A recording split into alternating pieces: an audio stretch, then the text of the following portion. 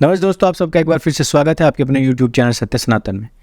कहा जाता है कि रमज़ान के दौरान में थूक तक नहीं सटका जा सकता है, लेकिन क्या एक दलित महिला के साथ में दुष्कर्म किया जा सकता है? क्या उसके ऊपर केमिकल डाल करके आग लगाई जा सकती है? ये एक सवाल बनता है, और ये उन लोगों से सवाल बनता है जो रमज़ान के नाम पर अपने आप को एक ग्रांट देना चाहते हैं कि उनको ये ना कहा जाए, उनके एरियाज से ना गुजरा जाए, उनके यहाँ पर ये नारे न लगाए जाएँ, उनकी मस्जिदों को ढका ना जाए, मुसलमानों के ऊपर तो बहुत अत्याचार हो रहे हैं, दलित मुस्लिम गठजोड़ होना चाहिए। अभी एक और खबर आई है, जैसे ही पता लगा कि दलित की शादी हमारे यहाँ पर हो रही है तो फार्म हाउस की जो बुकिंग है वही कैंसिल कर दी। कह दिया गया कि हमारे फार्म हाउस पर दलितों की शादियाँ नहीं होती हैं। इससे क्या होगा? इससे ये होता होगा शायद कि इनकी जो मार्केटिंग है वो शायद कम हो जाती होगी। लोग ये कहेंगे कि तुम्हारे यहाँ पर तो दलितों की शादी हो गई है, तो हम यहाँ पर अब अपनी शादियाँ नहीं करेंगे। अगर यही चीज़ किसी हिंदू ने कह दी होती, मतलब कोई जाट होता, गुर्जर होता, राजपूत होता, उनका फार्म हाउस होता, तो क्या कह रहे होते हैं? आज पूरे सोशल मीडिया पर, आपके मेन स्ट्रीम मीडिया पर आग लगी हुई होती। लेकिन अब क्योंकि मामला जय भीम वाला है तो अब कौन ही बोलेगा। तो राजस्थान की उस घटना के ऊपर और इस घटना के ऊपर किसी ने कुछ भी अभी तक नहीं बोला है, और दोनों के दोनों मामले जो है दलितों से संबंधित हैं। लेकिन यहाँ पर चंद्रशेखर रावण गायब है, यहाँ से मायावती गायब है, और यहाँ से वो सभी तथा कथित दलित विमर्श के लोग गायब हैं जो अक्सर कर उनके हितों की बात करने की बात करते हैं। लेकिन इस बात को ये लोग भूल जाते हैं कि जोगिंदरनाथ मंडल ने पाकिस्तान के अंदर सर्वाधिक अपने लोगों को रखा था, दलितों को रखा था, और बाद में उन्हीं दलितों को मारा गया, कन्वर्ट किया गया, और आज तक उनके ऊपर अत्याचार हो रहे हैं। वो लोग वहाँ पर अपने धर्म की रक्षा के लिए आज भी लगे हुए हैं, लेकिन यहाँ पर ग्रांट ले करके, यहाँ पर इतनी ज़्यादा भीख खाने के बावजूद भी इन्हीं हिंदुओं को गाली देने का काम होता है, और उन मुस्लिम लोगों के पैर पूजने का काम होता है जो लोग इनको पाकिस्तान और बांग्लादेश में जिंदा चबा रहे हैं। इस दोगलेपन पर क्या कहिएगा? अभी सवाल ख़त्म नहीं हुए हैं। वैसे इसी रमज़ान के दौरान में हमने कुछ और भी नई चीज़ें देखी हैं कि किस प्रकार से झूठा नैरेटिव लगा करके हिंदुओं की जो झांकियाँ हैं, जो रथ यात्राएं हैं, या फिर जो उनकी शोभा यात्राएं हैं, उनके ऊपर बम, बारूद, पेट्रोल बम फेंके गए, आग लगा दी गई, लोगों की हत्याएं कर दी गई, पत्थरबाजियाँ की गई। तो क्या ये सब चीज़ भी रमज़ान में जायज़ है? एक लड़के ने पेट्रोल डाल करके ट्रेन में ही आग लगा दी, 3 लोग उसमें मरे, 9-10 लोग उसमें घायल हो गए। क्या ये सब चीज़ें भी रमज़ान में जायज़ हैं?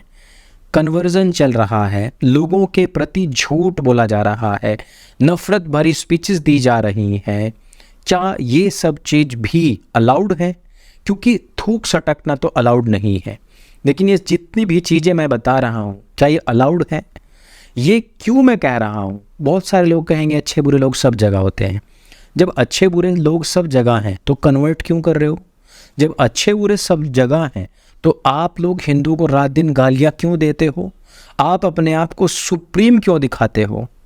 जब आपने कह दिया कि आप सुप्रीम हो, जब आपने कह दिया कि हमारा जो कलाम है वो सबसे बाद में आया है और वो सबसे पाक है, तो आपकी तो पूरी कौम, पूरी कायनात में सबसे ज़्यादा पाक और पवित्र होनी चाहिए थी। लेकिन आप बातें भी बड़ी बड़ी बनाते हैं, आपको ग्रांट्स भी सबसे ज़्यादा चाहिए, आपको भीख भी सबसे ज़्यादा चाहिए, और फिर हमलावर भी आपके लोग सबसे ज़्यादा हैं। मान लो कि जिस ट्रेन में ये आग लगाई गई थी वहाँ पर किसी हिंदू का नाम आ जाता, जैसे कसाब ने कोशिश की थी। अगर ऐसा हो जाता बाई चांस, तो क्या सोशल मीडिया पर ये सारी चीज़ें ना कही जा रही होती? जो कुछ भी आज तक गोधरा में हुआ, जो साबरमती एक्सप्रेस में हुआ, उस सब का इल्ज़ाम भी हिंदुओं पर लगाया जाता है। बहुत सारे लोगों ने ये भी कहा था कि ये तो स्पार्क हो गया था, उससे आग लगी थी। कुछ लोगों ने कहा कि हिंदुओं ने स्वयं ही जला दिया था। क्या यहाँ पर भी ये सब चीज़ें ना होती? क्या आज इस सब चीज़ को लेकर के यूएन में आवाज़ ना उठ रही होती? क्या इन सब चीज़ों को लेकर के ओपेक कंट्रीज़ में या ओआईसी में आवाज़ ना उठ रही होती? मुझे आज तक ये समझ नहीं आया है कि दिमाग के जाहिल लोग, जिन लोगों ने भी मुस्लिम कंट्रीज़ का ग्रुप बनाया है, उन्होंने ये नहीं देखा कि रामनवमी पर हिंदुओं के साथ क्या हुआ। बस वो ये देख रहे हैं कि उसकी प्रतिक्रिया में अगर आग का पेट्रोल बम फेंकते हुए अब्दुल के खुद के कुर्ते पर 2 चिंगारी डल गई तो ये अपराध हो गया हिंदुओं के द्वारा, लेकिन हिंदुओं के घर जल गए, उनके लोग मारे गए, उनकी शोभा यात्राएं ध्वस्त कर दी गई। इवन यही नहीं, इतना डर का खौफ का माहौल बना दिया गया कि सरकार ही अब, पुलिस ही अब कह रही है कि उनके इलाकों से नहीं गुजरना है। ऐसा माहौल बन गया एक हिंदू बहुल देश के अंदर, उसका कुछ नहीं है। एक मुख्यमंत्री खुद कह रही है कि हमारे मुस्लिम भाइयों के एरिया से नहीं गुजरना है, नहीं तो मैं छोड़ूंगी नहीं। ये सारी स्थितियां परिस्थितियां पैदा हो गई हैं। यही नहीं, एक आतंकवादी लड़की जो बिहार की बेटी होती है, नीतीश कुमार खुद कहता है वो बिहार की बेटी है, लेकिन इसी रमज़ान के दौरान में एक बिहार के लड़के को, सन ऑफ बिहार को, बिहार का आतंकवादी घोषित करके उस पर NSA लगवा दी जाती है। और क्या चाहिए भाई, इससे ज़्यादा छूट और क्या चाहिए भाई। लेकिन इन सब से भी लगता है कि पेट नहीं भर रहा है और इन सब से आगे जाकर के भी कुछ करने की तमन्ना है, और वो तमन्नाएं बीच बीच में दिखती रहती हैं। किस प्रकार से घोषणाएं करके कहा जाता है कि 2047 तक हम इसको इस्लामिक राष्ट्र बना देंगे। यहाँ भारतवर्ष में हमारे तीज और त्योहारों के ऊपर हमले किए जाते हैं। अभी 14 अप्रैल आ रहा है, अंबेडकर जयंती आने वाली है, लेकिन उन लोगों ने अभी से ही हमलावर होकर के तुम्हारे 133 करोड़ देवी देवताओं के पापा का बर्थडे आने वाला है बोल करके इतना ज़्यादा सोशल मीडिया पर गंद मचाया हुआ है।